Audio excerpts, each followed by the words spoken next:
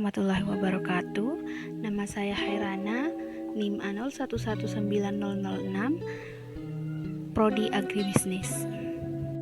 Baik, hari ini saya akan menjelaskan tentang salah satu usaha pertanian dan bagaimana strategi pemasaran usaha pertanian tersebut. Baik, selanjutnya adalah saya akan menjelaskan tentang materi usaha pertanian pada jagung dan bagaimana strategi pemasarannya. Bagi Indonesia, jagung merupakan tanaman pangan kedua setelah padi. Bahkan di beberapa tempat, jagung merupakan bahan makanan pokok utama pengganti beras atau sebagai campuran beras. Mengapa jagung digunakan untuk menggantikan beras? Karena jagung ini memiliki kalori yang hampir setara dengan kalori yang dikandung padi. Adapun perhatian masyarakat terhadap tanaman pangan ini semakin meningkat karena nilai komersilnya yang tinggi.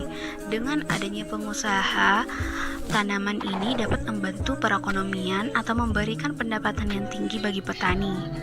Dalam rangkaian proses pertanian, salah satu hambatan yang saat ini masih sering dihadapi oleh petani adalah pemasaran jagung yang terhalang tinggi rendahnya harga, panjangnya saluran pemasaran dan dikuasainya oleh perdagangan perantara. Lalu bagaimana merancang strategi dalam memasarkan usaha pertanian ini? Berikut adalah penjelasannya. Adapun hal yang terpenting dalam usaha adalah barang yang diperdagangkan atau terjual ke konsumen. Namun tentu saja untuk mencapai hal tersebut tidaklah mudah dan diperlukan pengetahuan serta pengalaman yang cukup agar bisnis yang ditekuni sukses. Berikut ini beberapa strategi pemasaran yang dilakukan oleh pengusaha sukses secara umum. Pertama yaitu lokasi.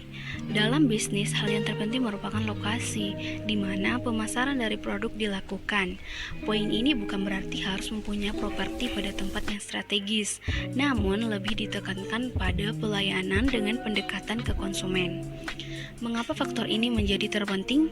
Karena konsumen saat ini lebih pintar dalam melakukan transaksi dan tidak berpatokan mutlak pada harga yang murah. Namun, faktor waktu, kenyamanan, serta gengsi telah menjadi fenomena baru.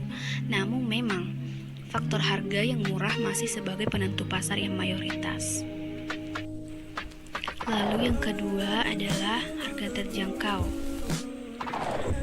Jika ekonomi masyarakat mayoritasnya adalah kelas bawah, maka produk yang ditawarkan tentu saja dengan harga rendah. Walaupun margin keuntungan sangat kecil, namun faktor pengalinya paling besar sebab masyarakat dimanapun yang terbanyak adalah kalangan ekonomi rendah.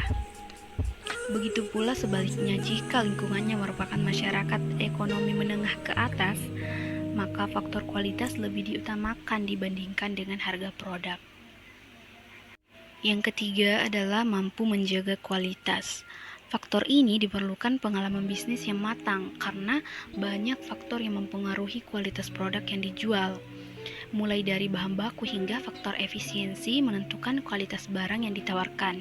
Maka terkadang untuk menjaga kualitas, pengusaha harus mengorbankan keuntungannya untuk menutupi penambahan biaya yang terjadi dalam jangka waktu tertentu. Namun secara pendapatan per tahun harus tetap menguntungkan. Jika diperkirakan merugi, sebaiknya naikkan harga produk dengan bijak agar konsumen tidak lari. Yang keempat, mengutamakan kepuasan pelanggan. Kepuasan pelanggan sangat menentukan kelangsungan usaha yang dijalani, terutama bisnis dalam bidang jasa. Faktor ini merupakan hal utama yang dilakukan, yang terkadang belum dimengerti oleh pelaku usaha.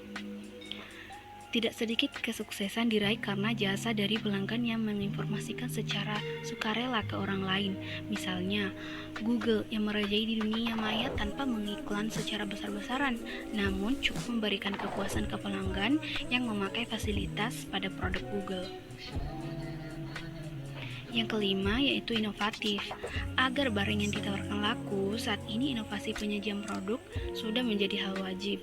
Dengan dinamisnya cara penyajian produk, maka konsumen seolah-olah ditawarkan hal yang baru walaupun sebenarnya produknya sama.